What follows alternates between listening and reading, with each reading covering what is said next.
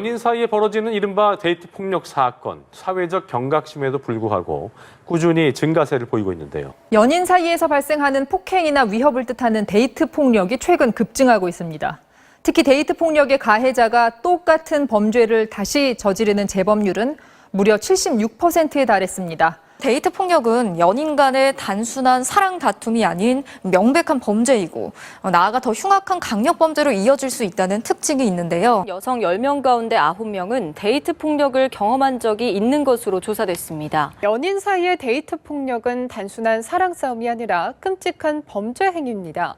경찰이 전담팀을 만들 정도로 이런 인식이 확산되고 있는데 법정에서는 아직 폭력보다는 연인 사이라는 점에 무게를 두는 모습이 역력합니다.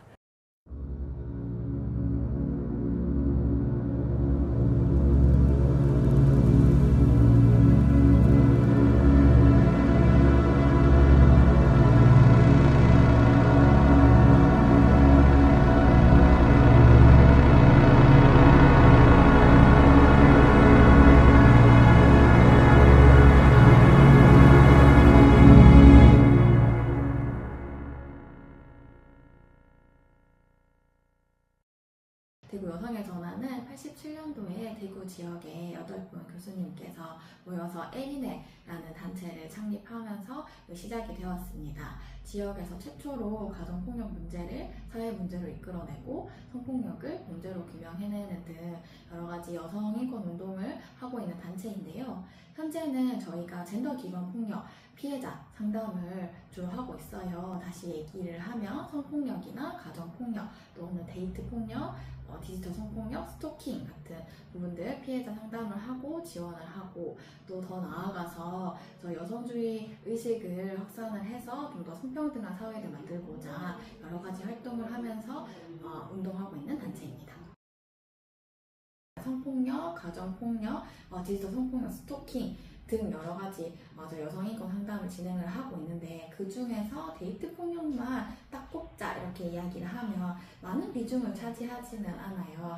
한 자릿수 퍼센트 이렇게 이야기를 해드릴 수 있을 것 같은데 사실은 이 데이트 폭력이라는 것이 많은 부분에 성폭력이나 가정폭력 그리고 디지털 성폭력 또 스토킹까지도 함께 중복적으로 일어나는 경우가 많아요. 이런 부분은 저희가 따로 데이트 폭력이라고 따로 통계를 잡진 않거든요. 데이트 폭력이라는 거는 친밀한 관계, 그러니까 연애를 하는 애인 사이거나 아니면은 데이트 관계였거나 더 폭넓게 이야기를 해보자면 온라인을 통해서 형성된 그루밍 관계였거나 를 포함하는 데이트 관계에서 일어나는 폭력을 데이트 폭력이라고 부르잖아요.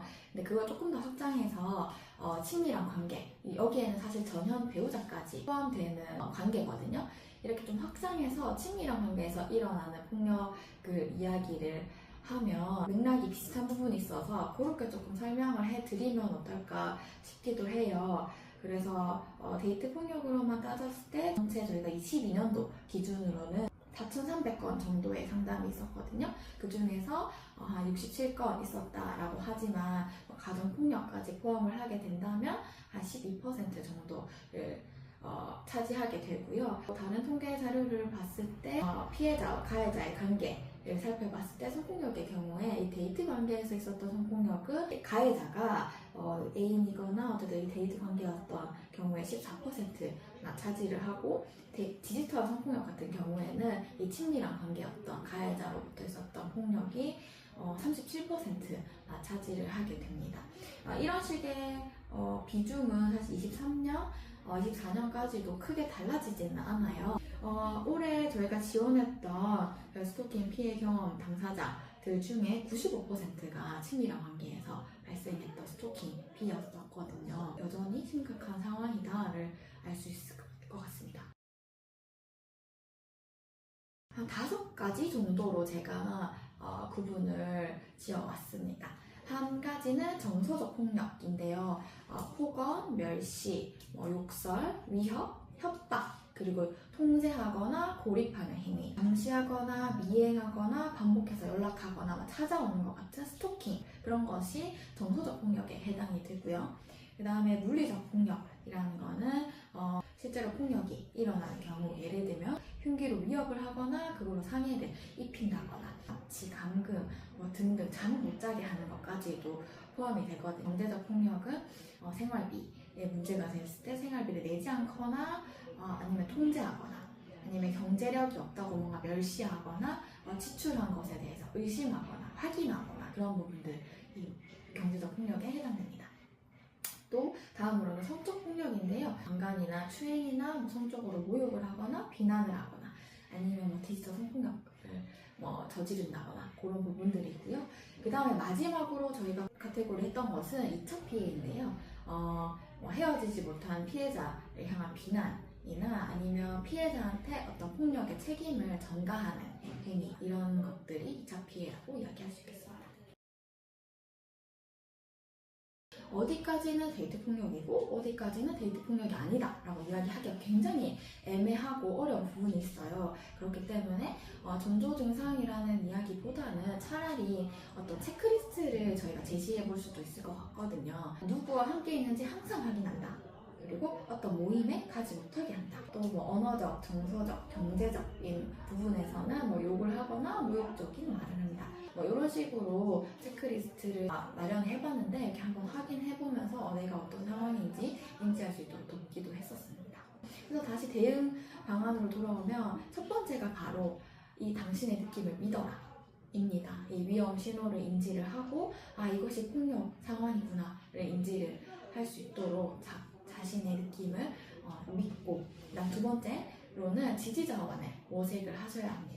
이 상황을 감추지 않고 최대한 주변에 내가 지지받을 수 있는 사람에게 알리고, 그리고 도움을 요청하고, 만약에 없다, 내가 주변에 사람이 없다, 괜찮습니다. 저희 같은 대구 여성의 전화나 이런 여성폭력 피해를 지원하고 있는 기관에 도움을 꼭 요청하셔야 합니다.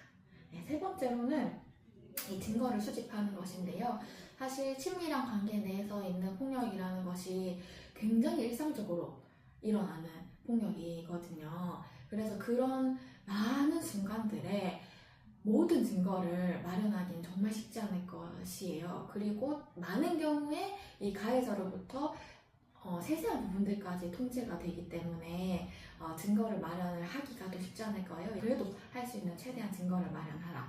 그리고 가능하다면 신고를 하셔라. 이렇게 대응 방안이 되겠습니다. 우선적으로 믿었던 사람한테서 당했던 어떤 폭력이잖아요. 많은 경우에 인간관계를 이어나가는 것, 사회생활을 하는 것에서 어려움을 많이 경험을 하십니다. 또 친밀한 관계에서 일어나는 폭력 특성상 사실 그 가해자가 이 피해자의 주거나 아니면 직장이나 가족이나 이 지인들의 정보를 굉장히 많이 알고 있는 경우가 많습니다.